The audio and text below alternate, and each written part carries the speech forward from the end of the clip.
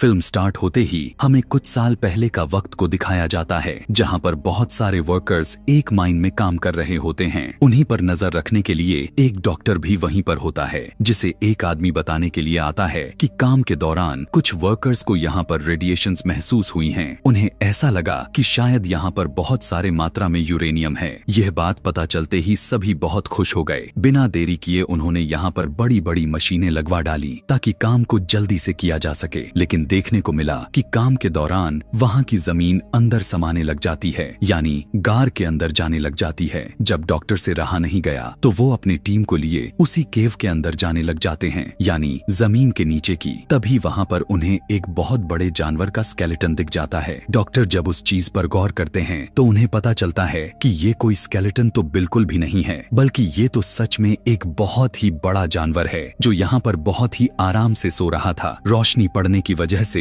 ये जायंट जानवर जिंदा हो चुका था, जिसके बाद हमें यह भी दिखाया गया कि वो जायंट जानवर केव से निकलकर समुंदर के अंदर चला गया था। यहाँ से सीन को शिफ्ट करके जापान में हमें एक साइंटिस्ट को दिखाया जाता है जो कि फोन पर किसी से बात करते हुए तेजी के साथ कहीं जा रहा था। फोन पर बात करते हुए हमें पता चलता है कि जिस जगह से वो जानवर निकला था वहाँ से अर्थक्वेक होता हुआ यहाँ तक आ रहा है। इस साइंटिस्ट का उस जगह पर एक बहुत ही कीमती प्लांट होता है। वो कहने लग जाता है कि अगर ऐसा चलता रहा तो मुझे तो अपने प्लांट को खोना पड़ जाएगा। तभी वहाँ पर उसकी वाइफ आती है और वो अपने वाइफ और अपने बेटे फोर्ड को लेकर वहाँ से चला जाता है। वो अपने वाइफ से कहता है कि इस तरह के अर्थक्वेक के झटके जो आ रहे हैं ये मुझे कोई अच्छी बात तो बिल्कुल भी नहीं लग रही, इसीलिए तब तक तुम मेरे प्लांट के पास मेरे कुछ टीम के साथ ही रहोगी। यहाँ से अब हमें वही साइंटिस्ट एक लैब में दिखाया जाता है जो कि यह पता लगा रहा था कि असल में ये अर्थक्वेक के झटके आखिर आ कहाँ से रहे हैं, लेकिन किसी को भी कुछ भी पता नहीं चल पा रहा था कि आखिर ये कैसे हो रहे थे। जब ऐसा नहीं हो पाता तब वो कहने लग जाता है कि सारे के सारे मशीनरी को फौरन से ऑफ कर दिया जाए, क्योंकि हम नहीं जानते कि ये झटके किस चीज की हैं और ऐसा ना हो कि हमें नुकसान न पहुंचा दे। अभी उसका यह कहना ही था कि तभी अचानक से वहाँ पर दोबारा से अर्थक्वेक आने लग जाता है। यह सब देखते हुए वहाँ पर साइंटिस्ट की वाइफ भी आ जाती है। वो वहाँ से भागने लग जाती है। अर्थक्वेक इतना तेज होता है कि चैम्बर में ब्लास्ट हो जाने की वजह से पॉइजनस गैस यानी जहरीली गैस रिलीज हो जाती है और इनके ही तरफ बढ़ने लग जाती है। साइंटिस्ट अपने वाइफ को बचाने के लिए आगे बढ़ता है, लेकिन तब तक बहुत देर हो चुकी थी और गैस पूरी तरह से उस कैबिन में फैलने लग गई थी। जल्दबाजी में उसकी वाइफ उससे कहती है कि दरवाजा बंद कर दिया जाए, इससे पहले कि गैस यहाँ तक पहुँच जाए और सभी मारे जाए। फिर ना चाहते हुए साइंटिस्ट को वो दरवाजा बंद करना पड़ जाता है। अगर वो ऐसा ना करता तो उसके वाइफ की वजह से वहाँ पर मौजूद सारे के सारे लोग मारे जाते। अपनी वाइफ के खो देने की वजह से वो काफी उदास हो जाता है। यहाँ पर उसकी वाइफ कहने लग जाती है कि हमारे बेटे फोर्ड का ध्यान रखना, और इसी के साथ उस रेडिएशंस की वजह से वो पूरा का पूरा प्लांट तबाह हो जाता है। फोर्ड भी यही सब अपने ही स्कूल से देख पा रहा था। यहाँ से अब हमें 15 साल बाद का वक्त को दिखाया जाता है। फोर्ड अब एक आर्मी सोल्जर बन चुका था और कुछ मंथ के ट्रेनिंग के बाद वो अपने घर वापस आया था। पता चलता है कि वो अब मैरिड था। उसके वाइफ को कॉल आता है जिससे पता चला कि फोर्ड के वाइफ को पुलिस ने अरेस्ट कर लिया था। फोर्ड अपने डैड से नफरत किया करता था क्योंकि उसे लगता था कि उसकी मदर की डेथ उनकी ही वजह से हुई थी, लेकिन अपने वाइफ से कहने पर वो उनसे मिलने के लिए चला जाता है और वहाँ पर जाकर वो अपने फादर को पुलिस से छुड़वा लेता है। फिर वो दोनों घर आते हैं तो उसका फादर उससे कहने लग जाते हैं कि बेटा वो एक एक्सीडेंट नहीं था, बल्कि उसके पीछे कुछ रेडिएशंस थी और सेम वही चीज हम अभी भी फील किए जा रहे हैं, और वो अभी इसलिए अरेस्ट हुआ था क्योंकि वो उसी जगह पर चला गया था जहाँ पर पुलिस उसे जाने से मना किया था। वो बताता है कि मेरे दोस्त ने भी वॉइस फ्रीक्वेंसी को नोट्स किया है, यानी वहाँ से एक बहुत ही अजीबो गरीब तरह के आवाजें आते हुए सुनाई दे रही हैं। इसीलिए मुझे वहाँ पर जाकर देखना होगा और यह साबित करना होगा कि उस रोज प्लांट पर जो ब्लास्ट हुआ था वो कोई एक्सीडेंट नहीं था। यह सुनने के बाद फोर्ड भी अपने फादर के साथ वहाँ पर जाने के लिए चल देता है। अब वो लोग नोटिस करते हैं कि वहाँ पर तो कोई भी किसी भी तरह के जहरीली गैस या फिर कोई रेडिएशन नहीं थी। वहाँ पर पुलिस फिर से आ जाती है और उन दोनों को पकड़कर अपने साथ लेकर जाती है, और वहाँ पर वही डॉक्टर जो इस कहानी के स्टार्टिंग सीन में दिखाया गया था वो भी होता है। वो सभी साइंटिस्ट से पूछने लग जाते हैं कि आखिर तुम बार बार उस जगह पर क्यों जाते हो। तब वो सब कुछ बताने लग जाता है जो वो करना चाहता था। यह सुनने के बाद तो डॉक्टर को बहुत हैरानी होती है क्योंकि इतनी सारी इंफॉर्मेशन तो उसे भी नहीं पता था।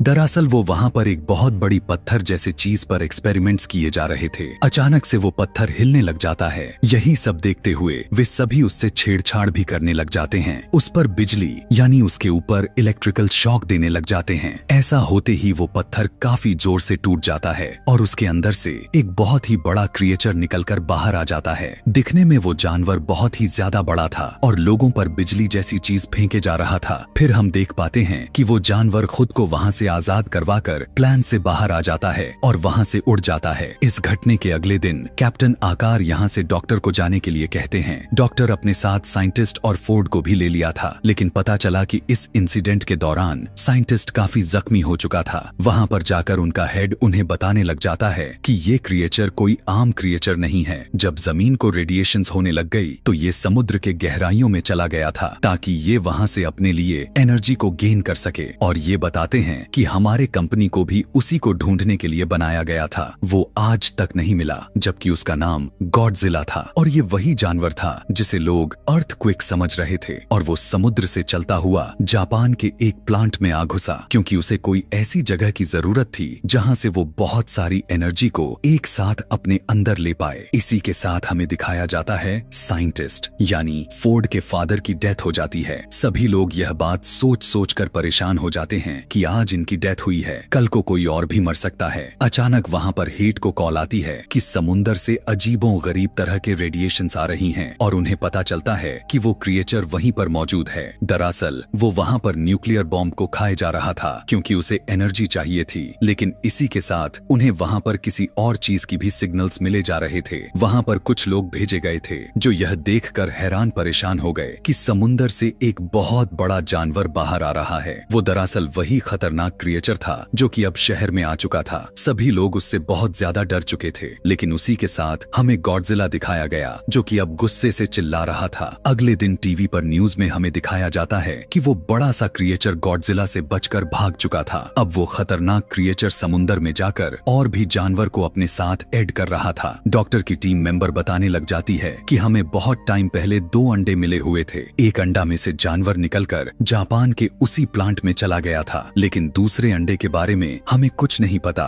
कि उसका क्या हुआ था। उसे एक जगह पर सेफली तरीके से रखवा दिया गया था और जब कुछ आर्मी के साथ कुछ लोगों को वहां देखने के लिए भेजा जाता है तो वो देख पाते हैं कि उस अंडे में से वो भी जानवर भाग चुका था। पता चलता है कि ये दूसरा अंडा उसी खतरनाक क्रिएचर का था। वो उसमें से अब निकलकर किसी दूसरे शहर में जाकर वहां पर तोड़ फोड़ मचा रहा था। इन दोनों को अब पुलिस भी ढूंढने लग गई थी। फिर हमें दिखाया जाता है कि डॉक्टर टीवी पर दूसरे क्रिएचर की फुटेज को देख पा रहे थे। वहां पर वो नोटिस कर पाते हैं कि इस क्रिएचर के तो पर ही नहीं है जैसे पहले क्रिएचर के थे। रिसर्च करने पर उन्हें पता चला कि ये तो फीमेल है, जबकि पहला क्रिएचर मेल था। अब क्योंकि फोर्ड भी एक फौजी था तो उसे भी आर्मी के साथ वहीं पर भेज दिया जाता है ताकि वो उन क्रिएचर्स को रोक सके। दूसरी तरफ हम कैप्टन के जरिए यह जान पाते हैं कि वो क्रिएचर बहुत ही ज्यादा तबाही कर रहे हैं। तब हेट उनसे कहने लग जाता है कि हमें उन्हें एक बड़े और खतरनाक बॉम्ब से उड़ाना पड़ेगा। कैप्टन कहता है कि इससे तो उन्हें नुकसान होने के बजाय उनका फायदा होगा, क्योंकि उन्हें न्यूक्लियर एनर्जी चाहिए जिससे वो और भी ज्यादा स्ट्रांग होते जाएंगे। तब हेट कहता है कि हम इसके अलावा कर भी क्या सकते हैं, आखिर हमें रिस्क तो लेना ही पड़ेगा। वो दोनों क्रिएचर अपनी एनर्जी रिस्टोर करने के लिए यानी रेडिएशंस को खुद में फील करने के लिए समुंदर की तरफ बढ़ने लग गए थे, क्योंकि समुंदर की गहराई से